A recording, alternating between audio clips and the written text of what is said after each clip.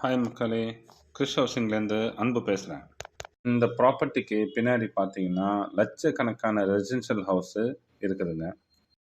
சுற்றி ஹோட்டல், கல்யாண மண்டபம், பெட்ரோல் பங்க்கு, ஹோட்டல்ஸு எல்லாமே நம்ம ப்ராப்பர்ட்டியை சுற்றி பக்கத்தில் இருக்குதுங்க. இதுதான் கிறிஸ் ஹவுசிங்கோட ப்ராப்பரான சிஎம்டி அப்ரூவ்டு ப்ராஜெக்ட்டு.